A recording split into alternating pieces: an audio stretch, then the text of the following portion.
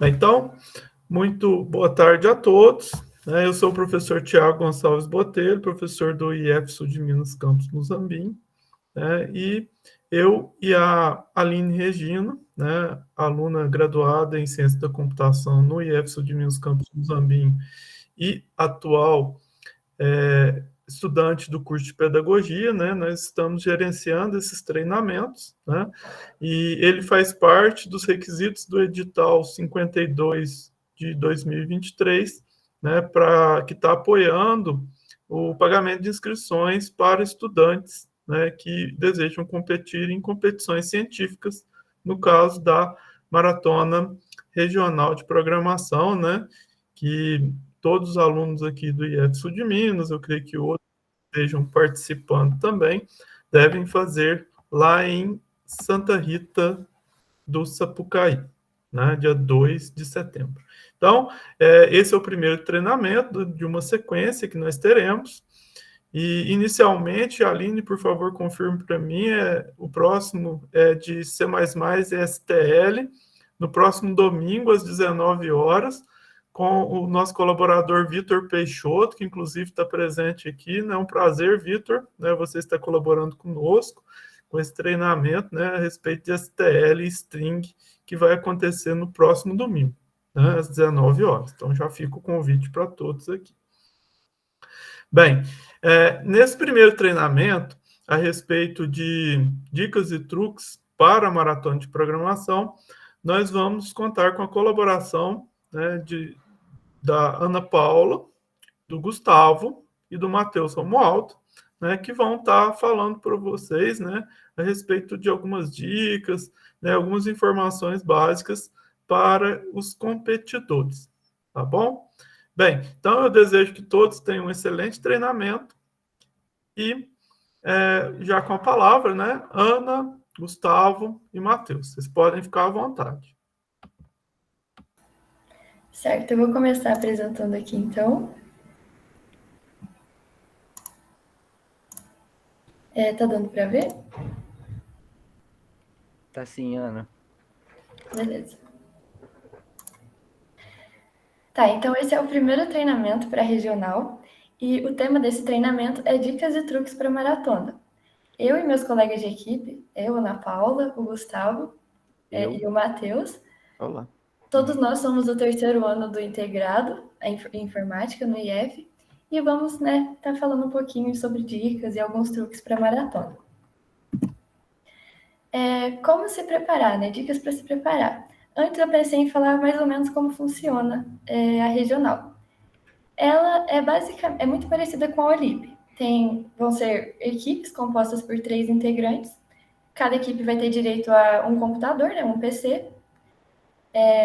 O objetivo principal é resolver, durante as 5 horas de duração da prova, o maior número possível dos 10 ou mais problemas que eles derem para a gente, fornecerem para a gente.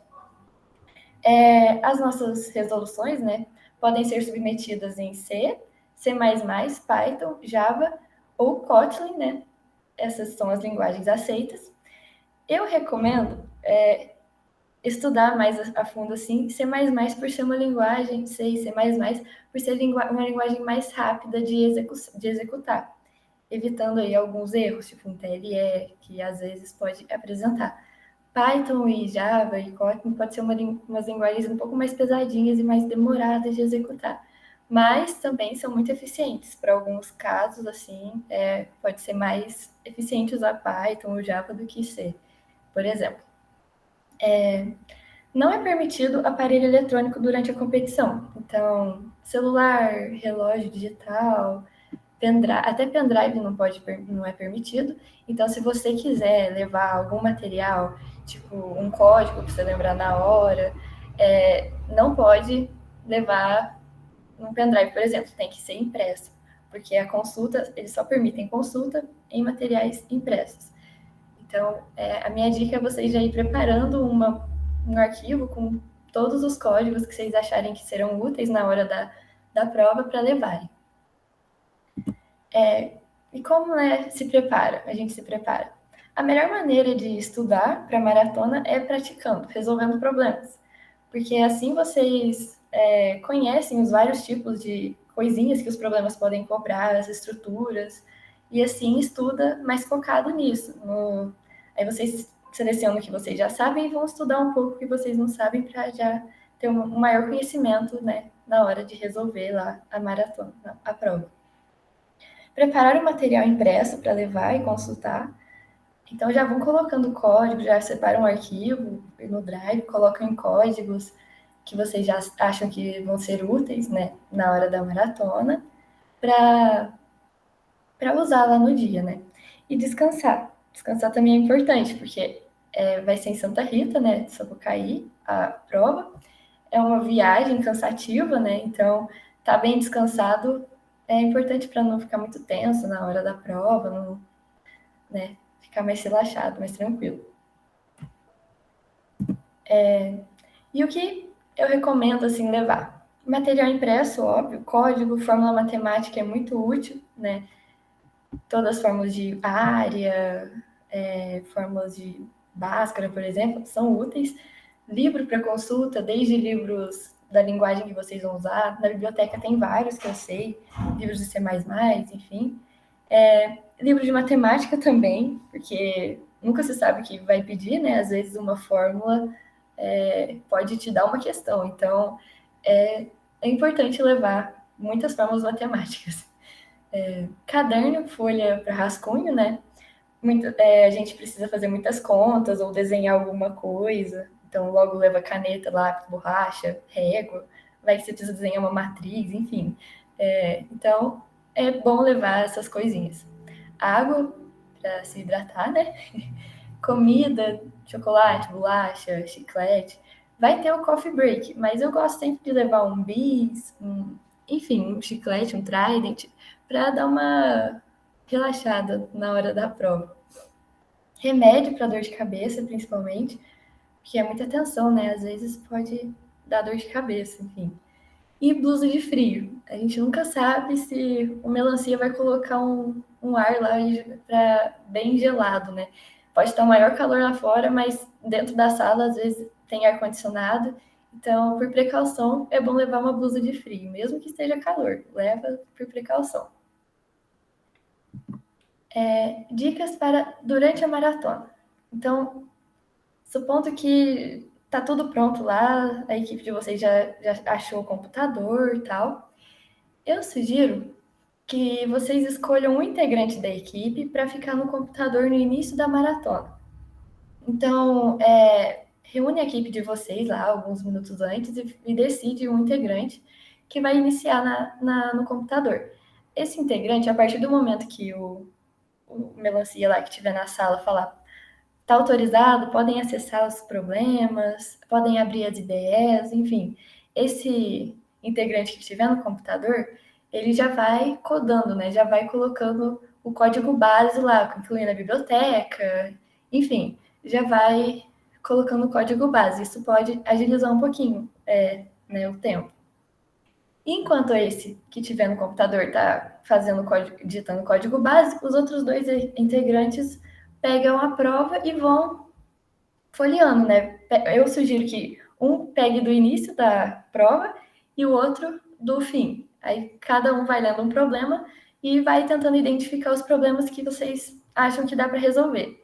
Tem problema que vocês vão ler e vai pensar, esse dá para resolver, só que vai ser demorado. Aí vocês marcam ele lá, só que vai e continua lendo os outros, porque geralmente tem um problema facinho que é simples de responder. Então, e esse deve ser, né? Quanto mais fácil, tente resolver os mais fáceis antes, depois vão aumentando o nível de dificuldade. Observar o placar também é uma ótima estratégia, porque provavelmente a questão mais fácil é a questão que o pessoal mais vai estar respondendo. Então, aquela questão que tiver com mais balãozinho no placar vai ser provavelmente a questão mais fácil da maratona. E vocês comecem por ela, enfim. Se estiver pensando na resolução de um problema, se você codou lá, você tem um código, só que não está funcionando, mas você ainda tem que pensar um pouco. Mas os seus colegas de equipe eles estão querendo fazer outra questão, que eles acham que vai dar para passar.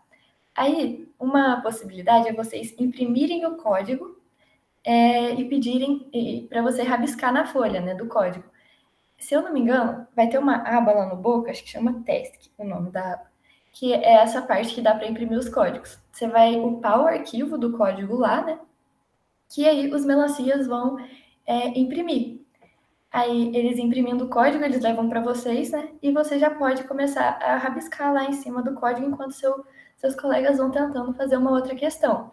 Isso pode agilizar muito, otimizar muito tempo, uma vez que, né, quem responder mais questão em menos tempo vai ficando numa posição melhor. Então, essa é uma ótima estratégia também, imprimir o código e rabiscando ele enquanto seus colegas fazem outra questão. Caso você esteja travado em algum problema, você está há muito tempo nele, o caso teste que está de exemplo na folha, ele funciona, só que o teu programa não passa, o teu código não passa, fica dando wrong answer, enfim. Reúna com seus colegas de equipe e tenta discutir com eles, achar o erro, enfim. Crie caso testes, porque o caso teste que eles deixam de exemplo na folha, muitas das vezes não é, né, tudo que a questão quer que faça. Então, vá criando um caso teste para tentar encontrar onde o teu código pode estar retornando alguma coisa errada. Então, criar caso teste é uma ótima estratégia nesses casos que está fazendo igual, está imprimindo igual ao exemplo da folha, mas não está passando. Outra coisa é relaxar, esparecer, sei lá, você tá muito tenso, não consegue pensar direito, então vai dar uma volta, vai no banheiro, beber água, mascar um chiclete, enfim, dá uma esparecida para não deixar que a ansiedade e a tensão lá tome conta, que é muita pressão, né? E, às vezes, a melhor alternativa também é deixar essa questão de lado, abandonar esse problema e tentar resolver outro. Porque ficar muito tempo num problema que não está dando certo, às vezes não é a melhor estratégia. Pode te custar um tempo precioso que talvez daria para você responder alguma outra questão. Alguém tem alguma dúvida até aqui? Tá tranquilo? Não tem JavaScript. Agora o Matheus vai falar um pouquinho sobre os tipos de problema que pode aparecer lá na tua submissão. Você compartilha daqui? Pode ser. Vou compartilhar daqui, então.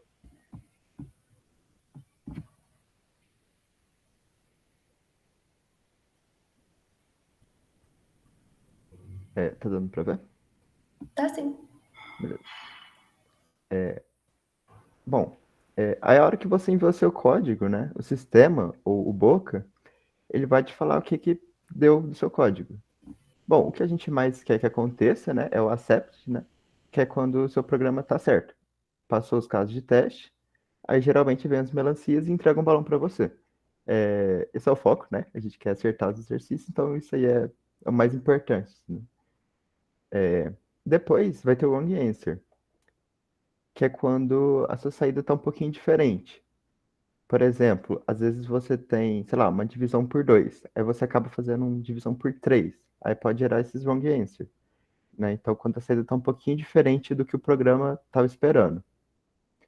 Outra coisa que pode acontecer também é o runtime error. Erro de acesso de memória ou divisão por zero.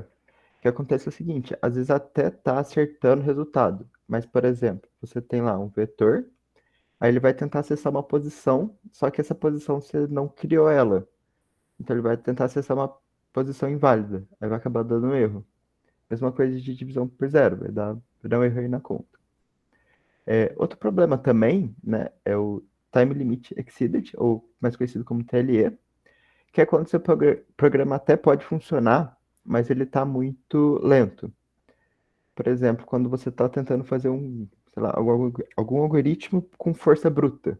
Você vai tentar todas as possibilidades até dar certo. Às vezes isso pode ser coisa que você vai ter que otimizar, né? Ou às vezes, como a Ana Paula comentou, às vezes a linguagem que você está usando. Por exemplo, o Python costuma ser um pouquinho mais demorado que o C++. Por isso que no tempo de execução tem, acho que, 1 segundo a mais, sabe? Geralmente é um pouquinho maior, dependendo aí da linguagem. Outra coisa que pode acontecer, TLE, é usar CIN, Cout, ao invés de scanf, printf. É uns detalhezinhos, mas que às vezes, dependendo do tipo de exercício, vai fazer uma diferença. E por último, né, tem o presentation error, que basicamente sua saída está certa, não tem memória inválida e não está lento. É quando a sua saída está diferente no sentido de escrita diferente. Por exemplo, você tem um espaço a mais, você tem uma letra maiúscula que não deveria.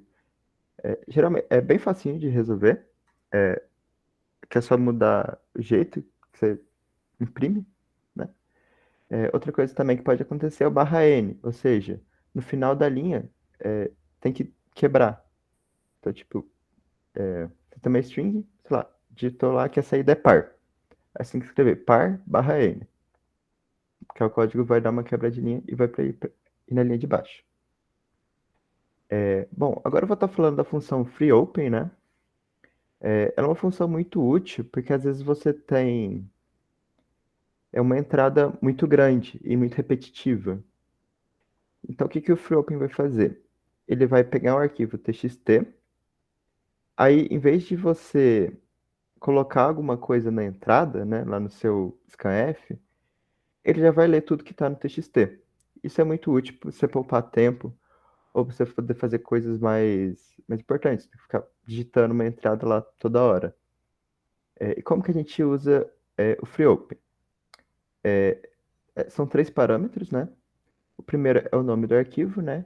Entre aspas, né? in.txt. Aqui você pode mudar o nome, mas tem que estar o mesmo nome no arquivo e aqui no FreeOpen.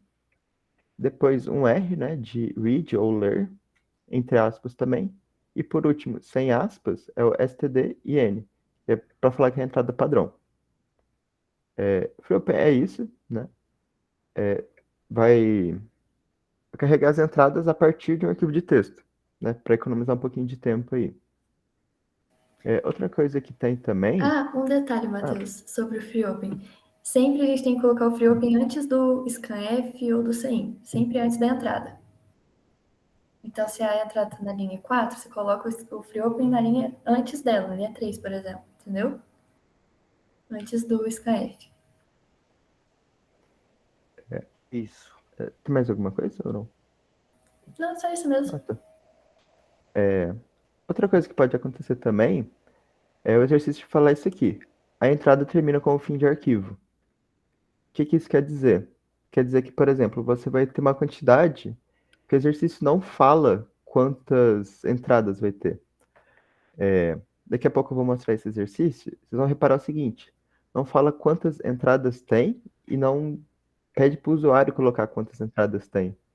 Então você não vai ter, sei lá, um for que vai até tal número.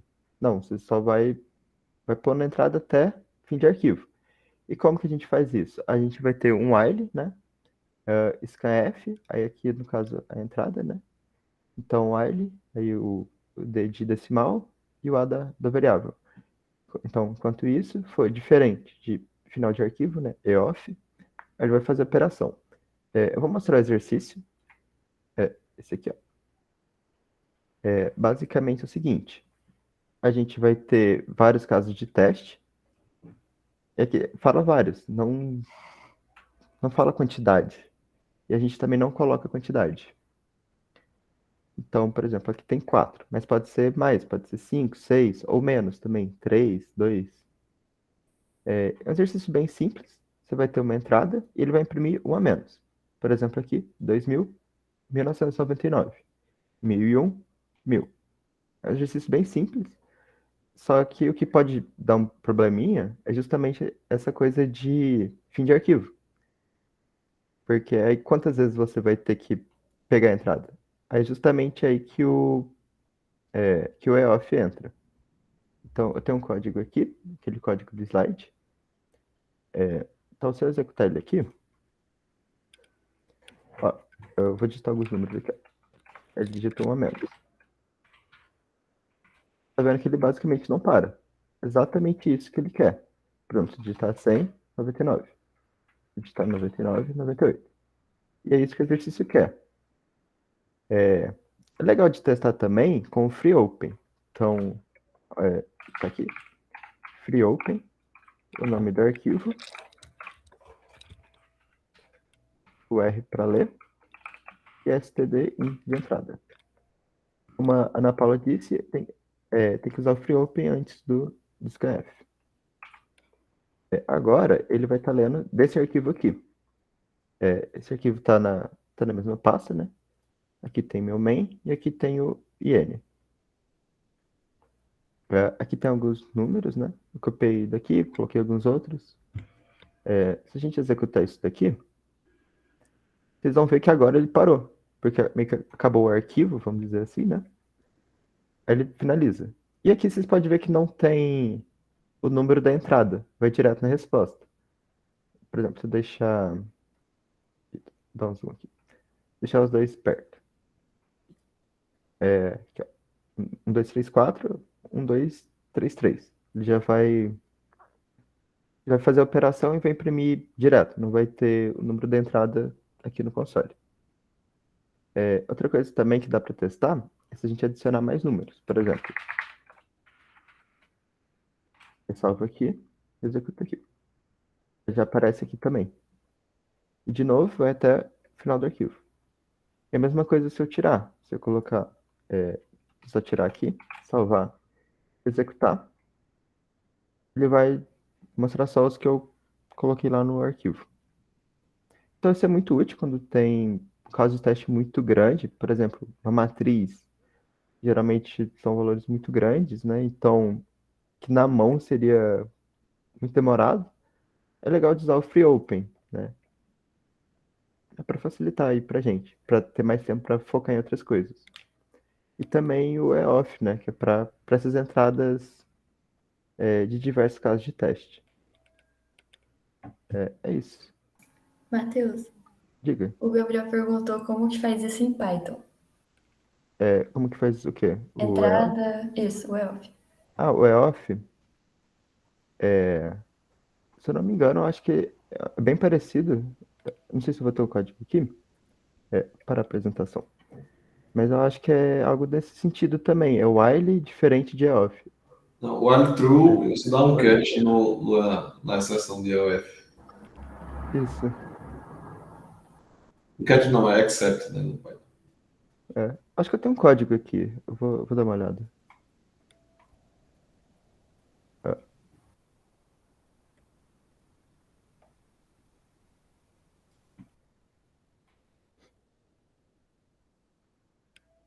Aqui, tem um código aqui.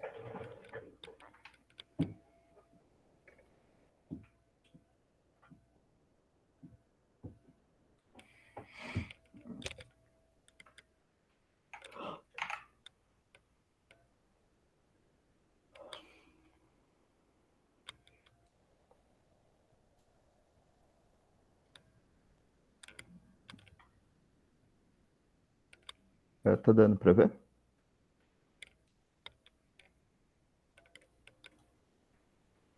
Tá sim. É como eu disse, né? Então vai ter um while true, aí o try para o seu código e um except é off error. É um pouquinho diferente, mas é a mesma estrutura. Vai ter um while esperando um off. Eu não lembro qual que é esse exercício, então não vou poder falar o que faz. Mas, né, para mostrar aí o off.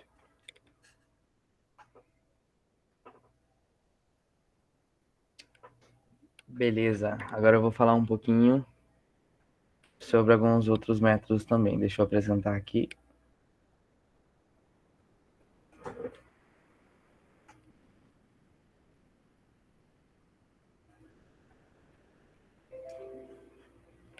Beleza. Bem, outra coisa que pode acontecer também é o exercício pedir para você ler uma string inteira. Por exemplo, às vezes você precisa ler alguma frase e tal, e em C++ a gente sabe que a quebra de string é por espaço, né? Você escreve, dá um espaço e ele considera até ali aquela string. Mas a gente consegue manipular isso para ele considerar a quebra de linha como o final da string. Aí assim a gente pega a frase inteira. Como a gente faz isso? usando essa extensãozinha aqui lá no scanf, que eu vou dar de exemplo aqui. Bom, a gente tem aqui, né, o do scanf do nome e do sobrenome. Se eu vier aqui no InterXT, né, que eu salvei na mesma pasta, tá aqui na mesma pasta, colocar aqui Gustavo Costa, meu nome. Coloquei meu nome com o espaço. E eu quero que ele leia esse espaço. Eu preciso colocar que ele vai considerar a quebra de linha, né, o barra N, como o final da string. Então, deixa eu dar um Ctrl S aqui, né, que é importante. Se eu executar, ele considerou até o espaço, até a quebra de linha como uma string. Como uma string só, né? Se eu quisesse colocar alguma coisa na outra, eu teria que completar aqui. E aí sim, ele considerou a quebra de linha. Isso aqui é muito útil, porque, por exemplo, às vezes eles pedem para você, sei lá, colocar várias palavras em ordem alfabética e você não sabe quantas palavras é. Você só lê todas, dá um explode ou um split com um espaço e assim você separou palavrinha por palavra, é muito mais simples, né? Acho mais prático do que você ler palavra por palavra. Você lê uma string só e depois só vai separando. Outra função muito útil também é o sort, que ela faz exatamente isso, de ordenar as coisas em ordem crescente, que ela pega um vetor e organiza as instâncias desse vetor na ordem crescente, né? Por exemplo, vamos supor esse vetor aqui todo bagunçado, deixa eu só passar ele aqui para o texto. 8, 5, 3.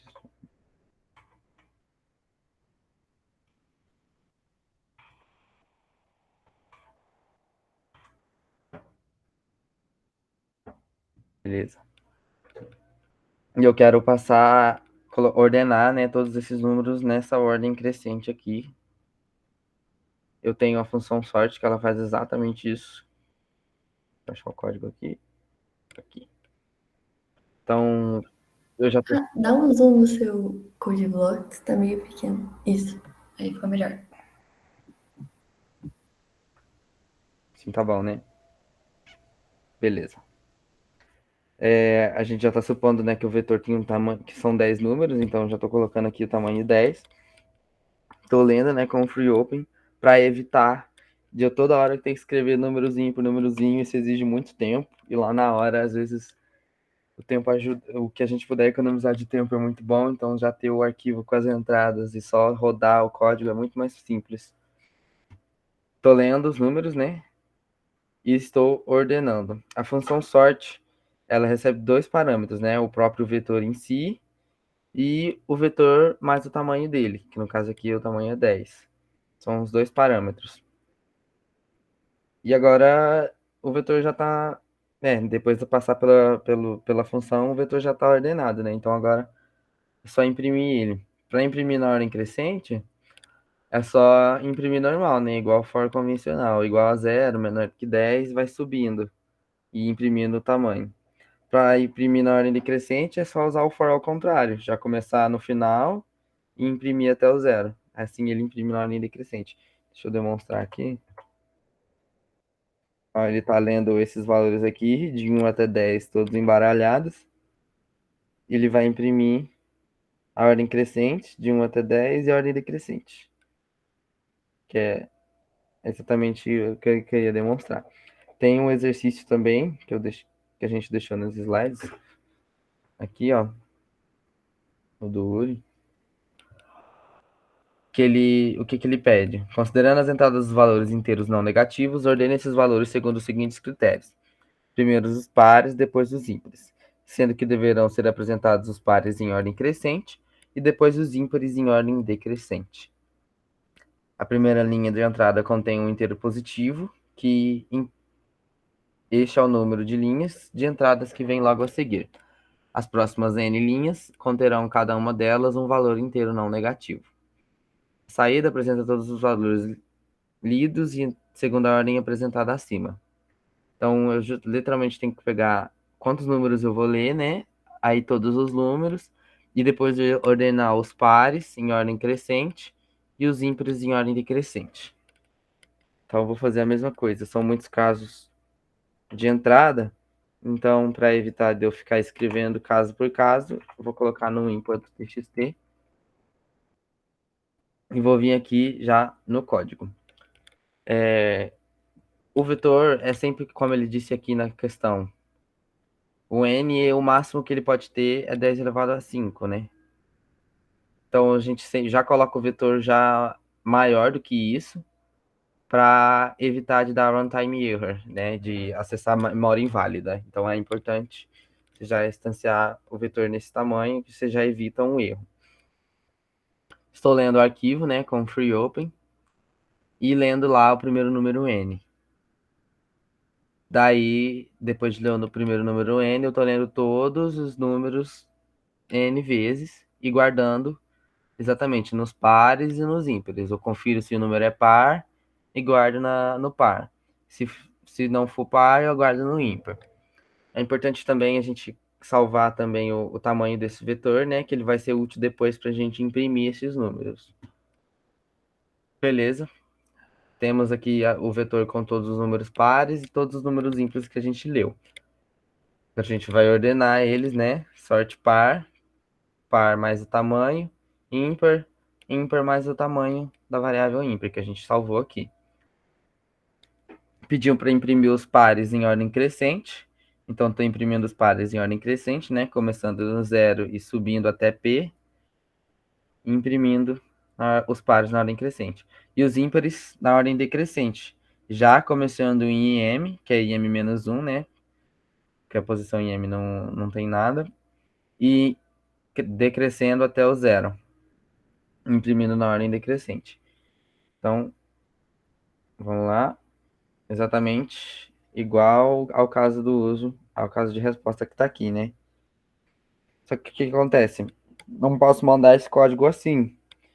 Se eu dar, vai dar presentation error. Por quê? Porque eu não comentei o free open. Não pode esquecer de comentar o free open, porque às vezes você está lá tentando descobrir o que é o problema e o free open não está comentado. Então, para eu mandar o código, ele tem que estar sem o free open. Vamos enviar. Opa.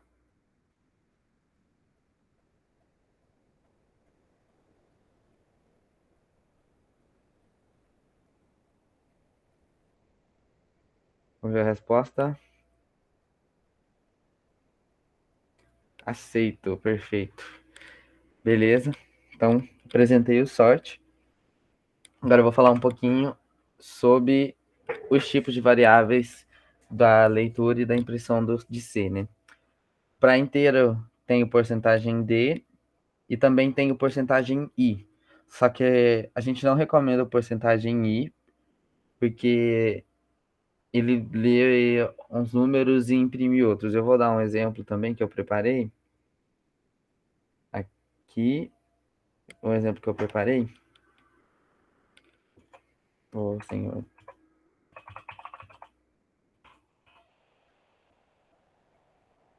Se eu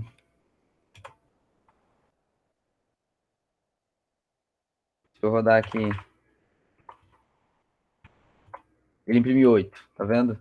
A porcentagem I, ele considera o número binário e vai lá e executa. Então, às vezes é melhor você usar o porcentagem D, porque aí se eu usar o porcentagem D...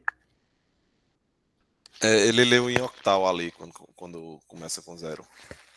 Base 8. Aí sim, ele pega o número certinho, bonitinho, do jeito que a gente quer. Então é melhor. Para char tem o porcentagem C para caractere e o porcentagem S para string, para pegar mais de caractere, né? E tem o float, porcentagem F, e o double, porcentagem LF.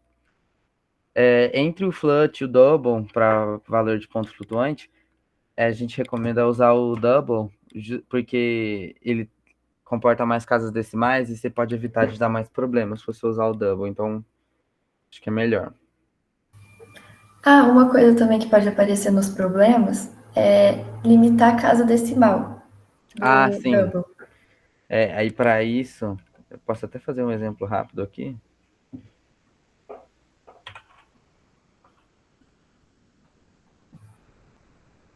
É só Dá usar o um zoom ponto. no seu código. Hã? Um zoom. Tá pequeno.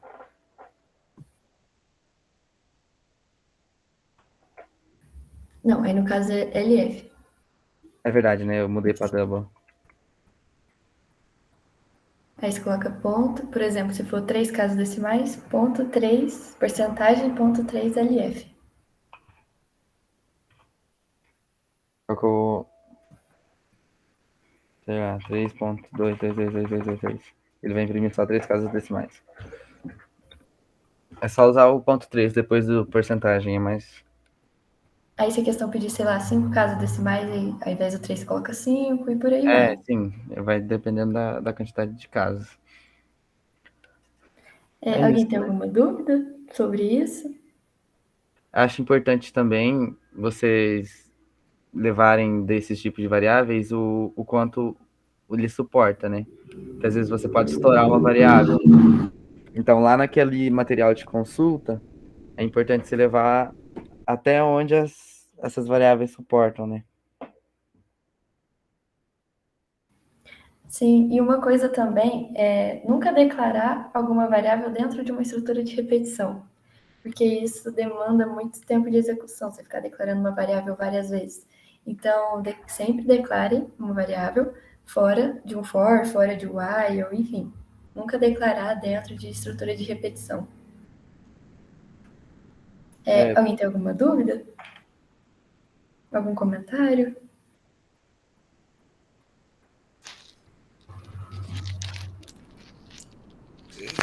Eu discordo dessa última afirmação sua aí. Essa da variável, porque se for uma variável só inteira, essas coisas assim, isso aí é só uma movida de um ponteiro, numa pilha. E agora, se fosse um objeto, aí no C++ ele realmente demandaria mais recursos para chamar um construtor, mas só uma variável sendo local, ele não tem perda de performance aí não. Ah, entendi. Entendi. Faz sentido. Sim. Quando você declara local, as coisas do C++ é tudo pro lado da otimização. Tanto que se você declara, se você não inicializa, ele vai estar com lixo na memória. Quando você aloca estaticamente, né, sem ser na heap, sem ser com malloc, com new, ele simplesmente um ponteiro. Ele sobe para a pilha e vê, eu preciso alocar 10 variáveis, e ele simplesmente movimentou esse ponteiro para a posição que coubesse essas 10 variáveis. Então ele não perde não performance. Entendi. Também uma coisa. Tem um contest que vai abrir hoje, às 5 horas. É esse aqui que eu mandei o link. Ele é um treinamento, né, para regional, o pessoal treinar, fazer exercícios, enfim. A senha dele é essa daqui, que eu vou mandar no chat, TR2, minúsculo, TR minúsculo 2. Vai abrir, acho que 5 horas. E é uma sugestão aí para vocês praticarem, fazer exercícios. Se tiver alguma dúvida também pode mandar mensagem pra gente. Enfim. Certinho? Tem que ter um time, para entrar nisso aí, ó. Acabei de clicar para ver aqui. Isso, tem que criar um time no background. Você pode criar um time só seu mesmo. É só você criar um time só com você ali dentro Se aí. quiser criar com a sua equipe também é possível. Aí você precisa colocar o e-mail que eles usaram para logar no background. E aí cria a equipe, o time e entra no torneio. Todo mundo já tem conta no background? E lembrando que isso aí, na verdade, é um torneio, e aí teve gente que teve das outras vezes dificuldade para entender que ele é um pouquinho diferente do contest. O torneio, ele não tem aquela página com a listagem dos problemas. Para você acessar os problemas no torneio, você tem que clicar na letrinha lá em cima, lá no ranking. A para abrir o problema. E para abrir o problema. Acho que é são letras mesmo. Então é a partir do ranking que você acessa os problemas. Eu não tô conseguindo criar um time. Por quê? Só tá dizendo seu time não foi salvo. Por favor, tente novamente. O nome, você colocou um nome específico ou muito genérico? Muito genérico eles não aceitam. Não pode ter espaço, não? Acho que não. Não Ah. sei. Dependendo do nome, eles não aceitam mesmo. Deixa eu ver. Era isso mesmo. Não pode ter espaço, não. Deve ser identificador de variável. Tem botado trio de 1. Deixa eu mostrar aqui onde vai aparecer as questões depois. Aqui, ó. Tá dando pra ver? Tá assim. Ó, aqui, a partir do momento que começar, daqui 14 minutos, vai aparecer várias letrinhas nesses pontinhos. Aí cada letrinha vai ser o link para uma questão. Aí é só clicar na letrinha que vai redirecionar para alguma questão para, né, você ler e tentar resolver. Aí se a questão passar, se der accepted, aí vai aparecer um balãozinho na frente do seu nome e embaixo da questão que você passou. E o tempo vai somando aqui e depois, né, vai ficando a classificação. Ok? Aí dá para ver quantas questões você fez, quantas questões outras pessoas fizeram, enfim.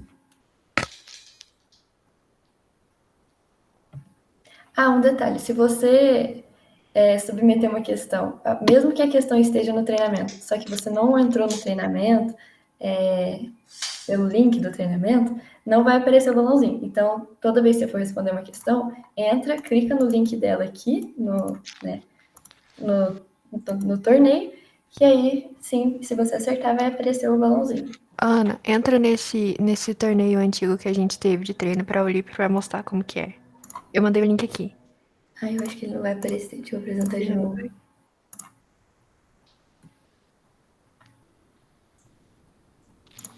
Aqui. Aí, ó. Vai Isso. ficar assim, mais ou menos. Aqui são os problemas. Para acessar os problemas e para essas letras, mas roda lá pro final, lá no final. Então, as suas submissões, elas têm que ser de acordo com as linguagens que foram configuradas para serem aceitas. Ó, nesse daí, por exemplo, era C99, que é C, C++, Java, Python, né? 2 versões de Python ali. Então, para as suas submissões contarem no placar, elas têm que acontecer a partir do momento em que iniciou o torneio. Então, se você já resolveu essa questão, você vai ter que submeter ela de novo para poder contar no ranking. E tem que ser nessas linguagens. Se você resolver em C Sharp... Não tem em C Sharp, Gustavo de Freitas que perguntou ali. Não tem C Sharp na regional. Talvez possa até ter no torneio, mas na regional não tem C Sharp. Então, se você submeter em C Sharp e for aceito, não vai contabilizar no ranking. Porque só vai ser contabilizado no ranking aquelas linguagens. Aqui, por exemplo, se eu fosse submeter a questão A. Deixa eu compartilhar a guia, que eu acho que vai ficar mais fácil. Então o torneio ele é feito escolhendo algumas questões que já existem lá, Isso. Torneio provavelmente você já deve ter resolvido todas, Vitor. Não, só se forem muito antigas.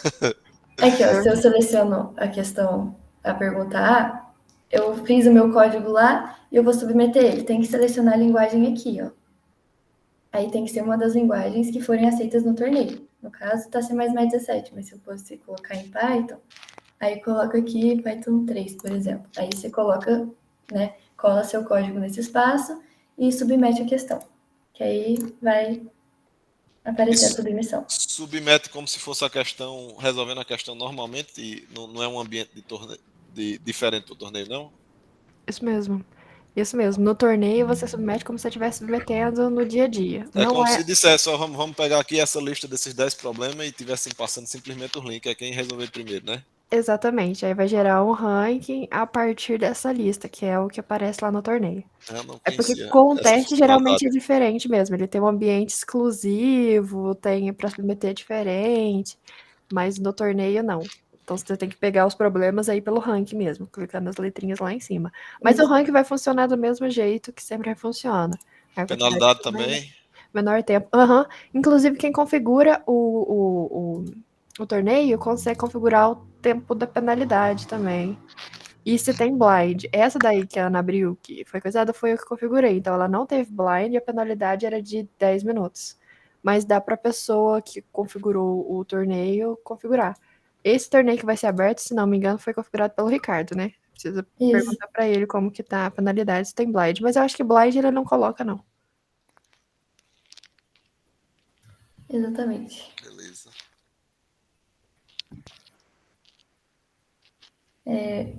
Acho que eu vou parar de apresentar aqui.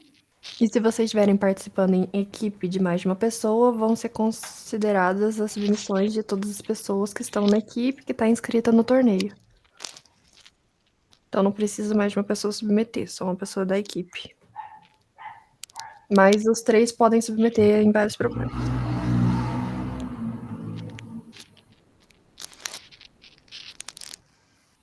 Alguém tem mais alguma dúvida?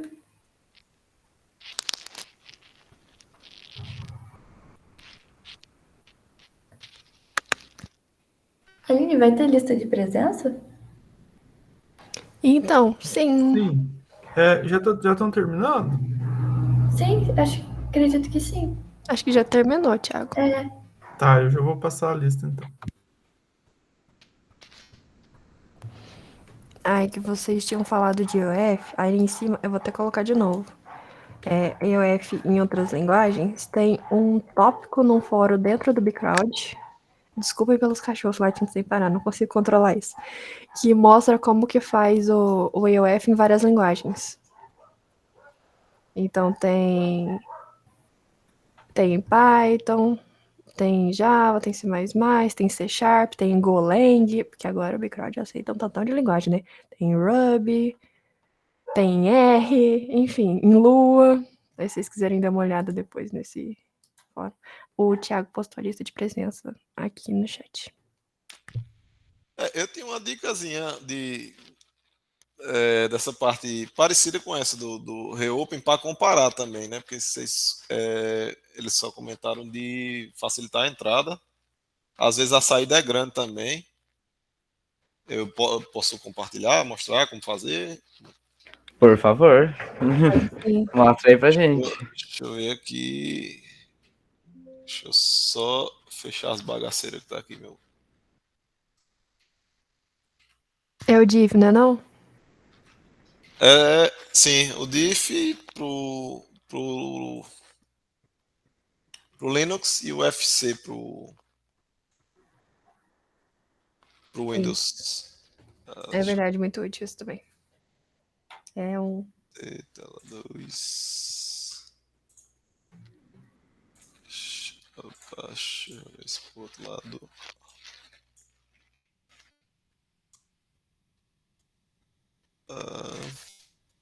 Abrir 2.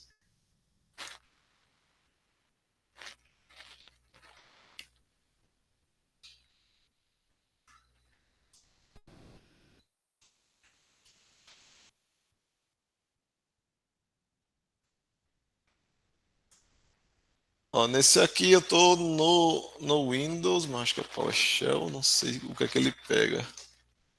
Deixa eu abrir um com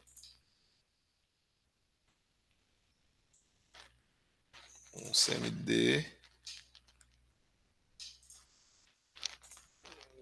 Ctrl N. Não me foda não. E um detalhe também é que a Aurip a gente fez no Windows, mas geralmente a regional ela acontece em Linux.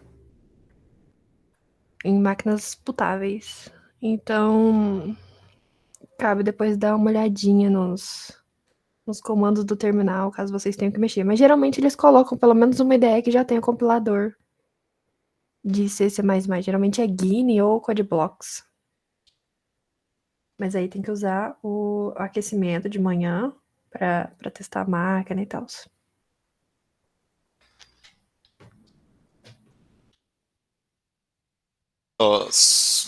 Às vezes a gente olha e o olho não é tão rápido quanto a máquina, nem tão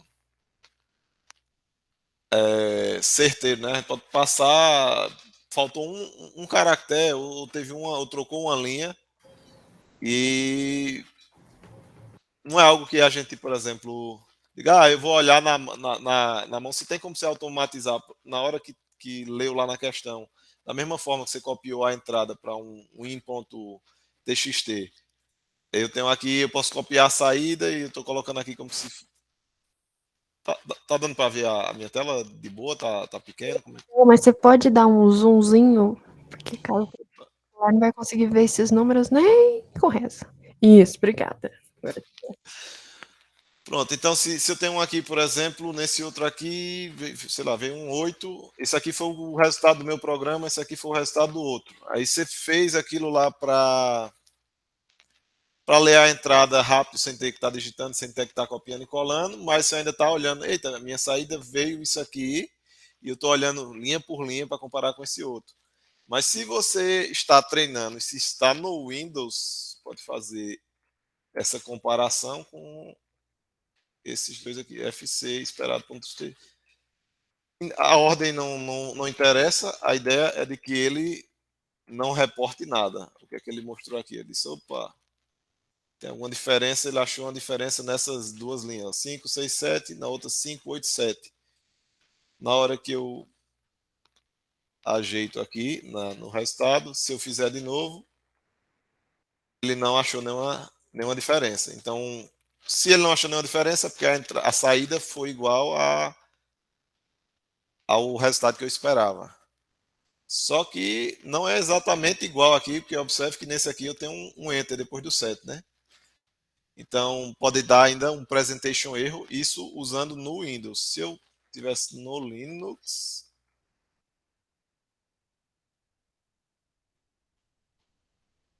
Ele está inicializando, eu liguei o computador neste instante, eu não estava no WSL ainda, no segundo. Se eu tivesse no Linux, o comando é diferente, ele seria o diff e resultado. O do Linux, você já viu que ele é um pouquinho mais eficiente. Ele catou essa linha, esse aqui não tem um Enter depois da última, enquanto que no outro tinha só o 7. Se eu apagar o Enter daqui, ele não reporta nada, nenhuma diferença encontrada. Não tem nada, ele simplesmente pulou para outra. Mas se tiver uma linha diferente, ele vai dizer que não está igual. Assim, aí a partir daqui pode ser que não seja muito intuitivo para saber qual é a linha, qual é o lugar, mas você já sabe que não está certa a resposta, não é a resposta esperada. Então você olha, opa, já falhou para esse teste. Aí você pode fazer manualmente e olhar, diga, ver o que é que tinha falado, onde é que falhou, aí você olha no olho. Mas para saber se está igual ao que foi esperado, uma chamadazinha num diff ele já resolve. E uma forma alternativa de fazer a entrada sem precisar chamar o freopen, deixa eu criar um programinha aqui.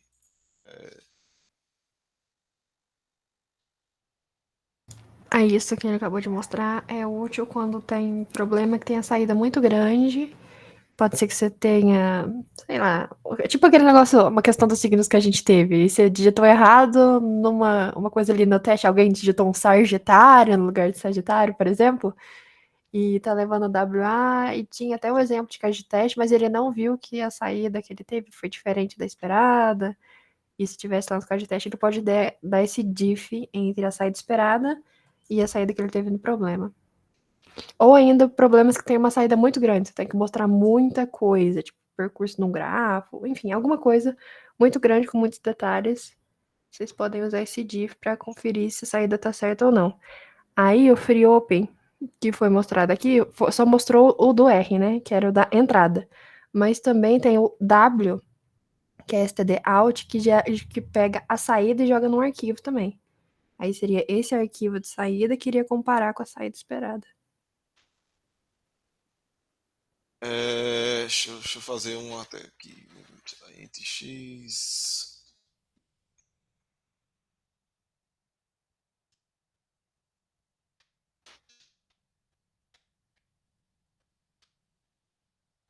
Esse aqui seria o equivalente ao ler até o final do arquivo e imprimir na tela com /N. Então, se eu... Essa é uma outra forma de fazer um EOF, só que em C++. Se eu tiver um arquivo aqui, cadê? Deixa eu criar um de entrada.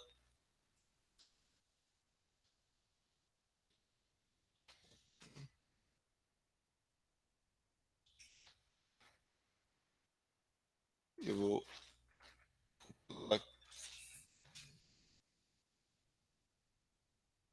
Eu acho que você já deve ter usado no prompt, né? Quando a gente não bota, não especifica um nome, ele cria como a.out. E esse programa basicamente ele está lendo e está escrevendo de volta, né? Se eu quero redirecionar a entrada, a vantagem de eu fazer assim com menor que é que eu não preciso me preocupar de esquecer de apagar o FREOpen lá, porque se você submeter com o FREOpen, ele provavelmente vai dar um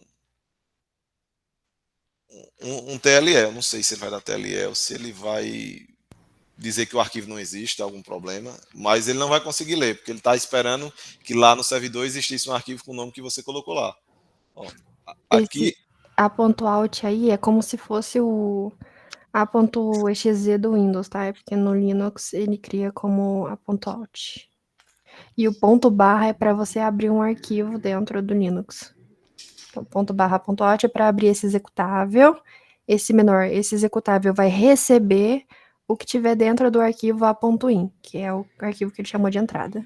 Esse carinha aqui, ó, esse A.in, ele, esse menor que, quando eu passo aqui, o que é que eu estou dizendo? É como se a entrada do teclado, tudo que eu mandei pelo teclado, em vez de ele ler pelo teclado, ele vai ler a partir desse arquivo. Então, é como se eu estivesse fazendo o quê? Na hora que eu estou executando esse programa e eu estou mandando 1, Enter, 2, Enter, 3, Enter, 4, Enter, 5, Enter, 6, Enter e EOF. Porque aqui ele chegou no final desse arquivo, então é como se eu tivesse mandado o EOF aqui logo em seguida. Então, se tivesse um teste para ler com EOF, é aqui justamente o finalzinho desse arquivo. A gente pode também, ó, quando eu faço aqui sim, ele mostra na tela. Mas, para eu comparar com a... Eu posso botar aqui um A.out. Isso aqui é um nome que eu estou criando, poderia esperar do .txt, igual eu mostrei anteriormente. Ele não vai imprimir mais nada aqui. Opa! A.out eu já tenho um arquivo, né? Sei lá, A.saída. A.out é o nome do arquivo que eu estou executando, aí ele não deixou não. A partir do momento que eu faço aqui, em vez de ele imprimir na tela, o stdout, ele está gerando para o saída. Então, se eu abrir aqui o code, A.saída, opa, acho que eu fiz algum...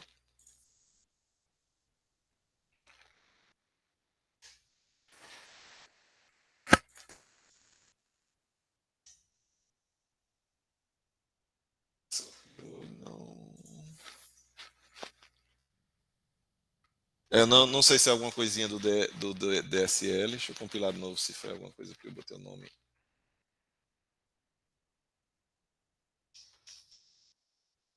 Eu acho que é porque eu botei o mesmo nome aqui, ele se perdeu, fez alguma besteira aqui não. Então aqui eu estou executando esse programa. O que eu estou digitando no teclado vai ser o que está nesse arquivo e o que ele teria impresso na tela vai estar salvo nesse arquivo. Então, a partir do momento que eu fiz isso aqui, se eu tivesse uma...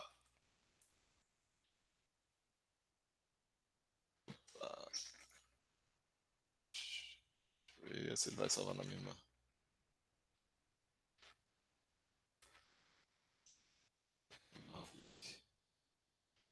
A ponto esperado. Se eu tivesse algo assim já como gabarito, eu estou aqui, executo o programa, gera essa... Com essa entrada, eu estou gerando essa saída. Então, eu posso fazer só o diff, A.saída, com A.esperado. Lembrando que todos esses arquivos estão na mesma pasta, tá? Se eu botar em outra pasta, aí vai ter que sair botando o path, o caminho, aí vai ficar um pouquinho mais difícil. Uma vantagemzinha de fazer isso aqui é, por exemplo, se você tem uns 3, 4 casos de teste já feito ou já dado pelo problema, e não é um atrás do outro, cada vez é uma execução. Então, ao invés de você fazer lá no freopen e ou alterar, você poderia também estar toda hora alterando o arquivo de entrada e testando a saída. Só que aqui você poderia criar entrada 1, saída esperada 1, entrada 2, saída esperada 2. Então você já teria compilado. Na hora de executar, eu poderia fazer só aqui, A1, saída 1. Então, esse aqui seria um arquivo com os casos de teste, o primeiro caso de teste, e eu estaria gerando minha saída para o primeiro caso de teste. Eu poderia ter esperado 1. Então, assim, se é um problema que você está tendo dificuldade em resolver, para não estar digitando, copiando toda hora, isso aqui pode ajudar um pouquinho a ganhar tempo e até em economizar tipo, você não ter visto alguma coisa e passar despercebido na sua vista e submeter errado por um vacilozinho, por ter feito na pressa. Às vezes você diz, eu testei, estava falhando um caso, você ajeitou para aquele caso, tá certo. Aí, tipo, testou só o que estava errado, às vezes você mexeu em alguma coisa e acabou quebrando o outro que já estava funcionando. Então, quando tem 3, 4 testes, ou até naqueles probleminhas talvez mais complicados, que a gente precise criar algum caso de teste para um corner case, então eu gosto muito de usar isso aqui para agilizar na hora de testar. E era isso aqui que eu tinha aqui. Como eu vi que tinha algo nessa pegada, falaram de algumas dicas para isso aí, né? Eu achei que ficava bom de contribuir com isso também.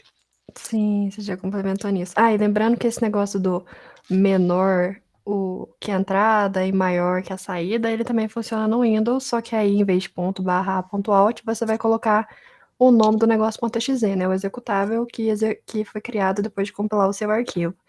E isso realmente é muito útil, mas geralmente a gente acaba usando mais para o final da prova, naqueles problemas que você está tendo mais dificuldade, os mais básicos não precisa criar para todas as entradas e saídas, não.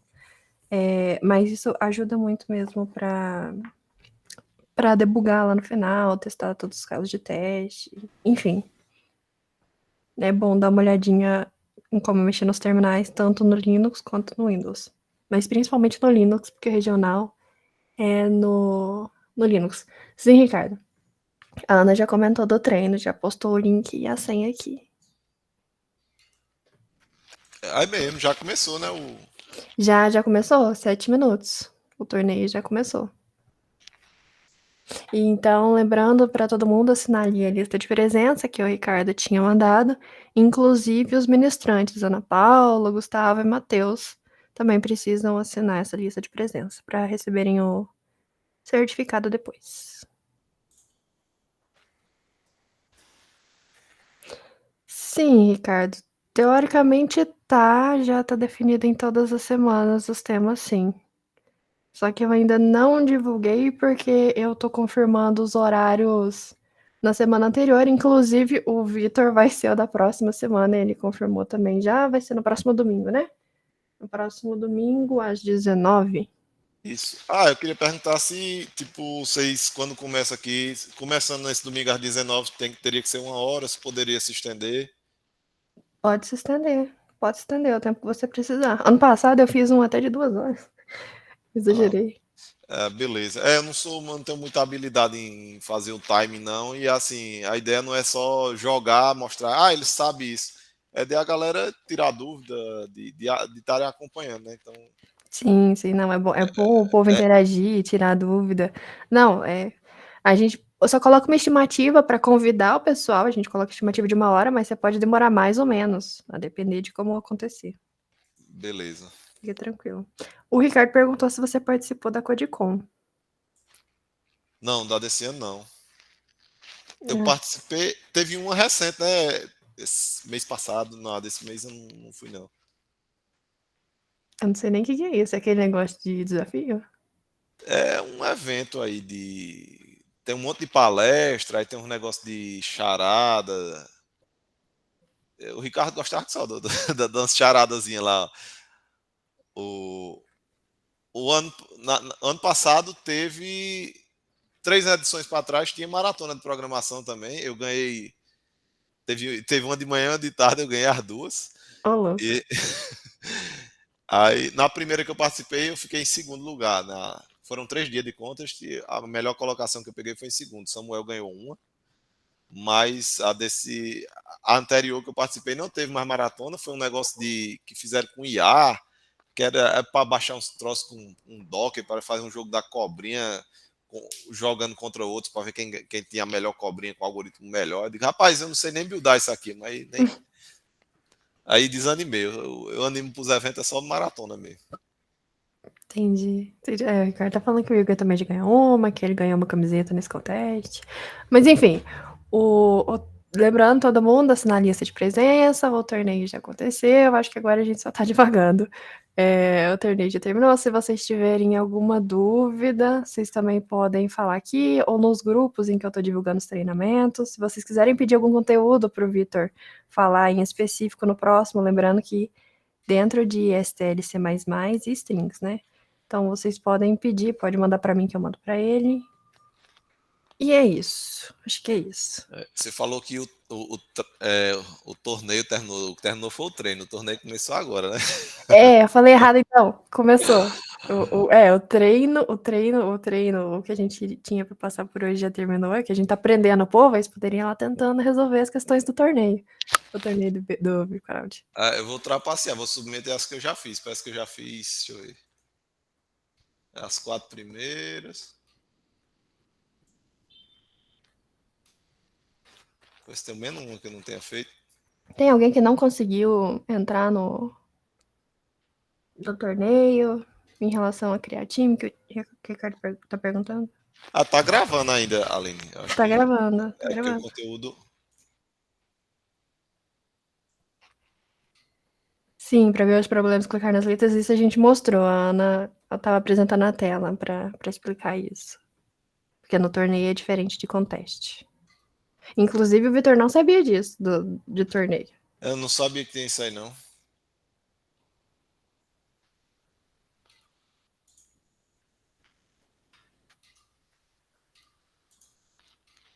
Não, eu já resolvi todas. Imaginei mesmo.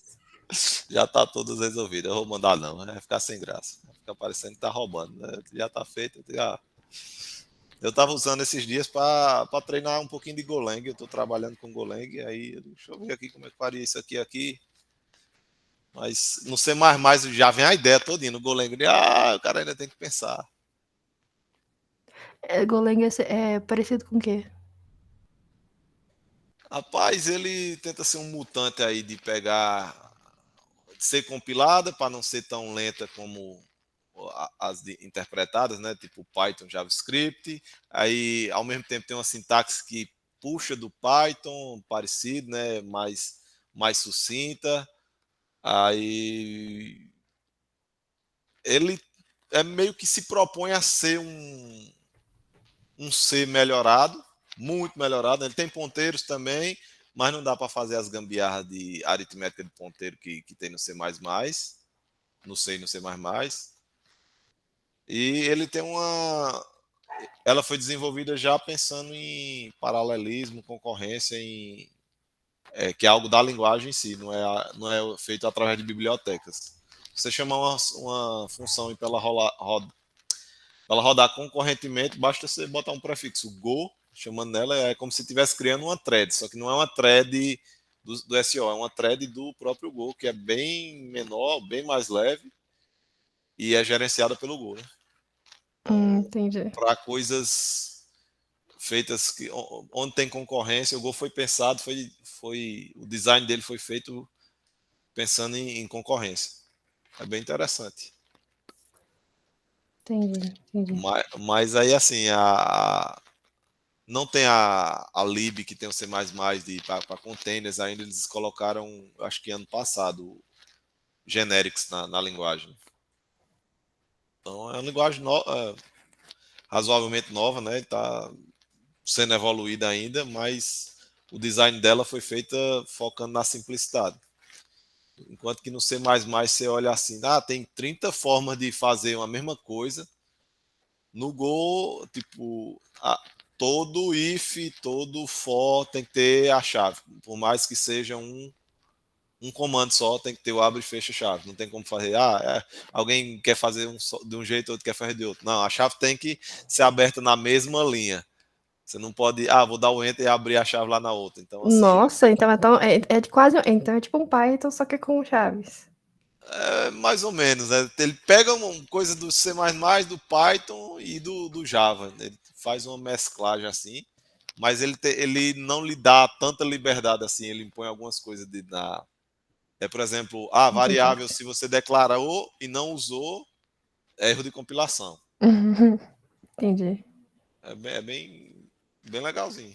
Assim, é um pouquinho estranho, ele se diferencia das outras, até na declaração de variável, a gente está acostumado a botar o tipo e o nome depois, ele inverte isso, Acho que a ideia o nome da variável e o tipo.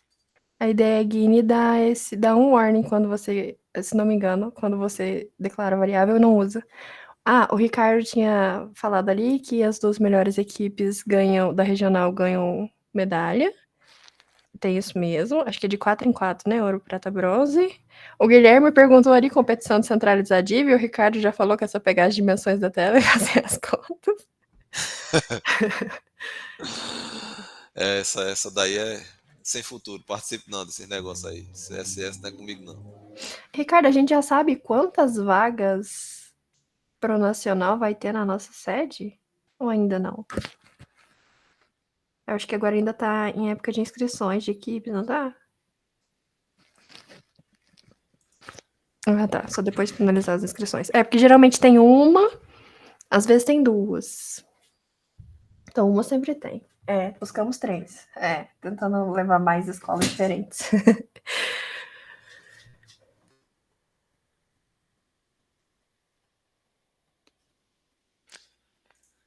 Todo mundo está participando desse torneio, porque eu poderia até ver algumas questões, ver se o pessoal for tentar, eu ver como é que eu resolvi, e eu já poderia trabalhar algumas coisas da STL baseado nas soluções dela.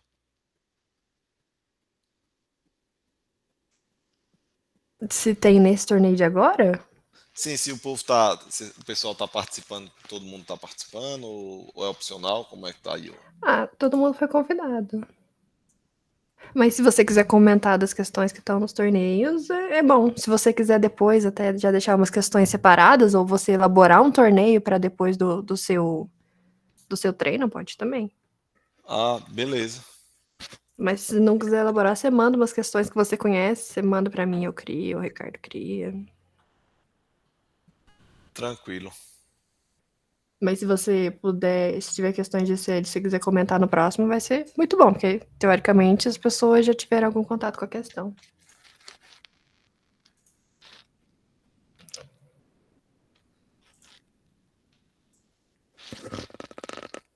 Tiago, eu acho que você pode parar a gravação. Tá bom, só vou fazer o fechamento aqui e a gente já encerra. Beleza. Bem, então, boa tarde. Eu gostaria de agradecer os meninos, né, que colaboraram aqui, o Ana Paula, o Gustavo, o Matheus, né, grande colaboração do Vitor, né, e contribuiu muito aqui nesse treinamento inicial, da Aline, né, e não se esqueçam, né, o próximo compromisso próximo domingo, né, às 19 horas, com o Vitor, falando sobre STL C++. Certo?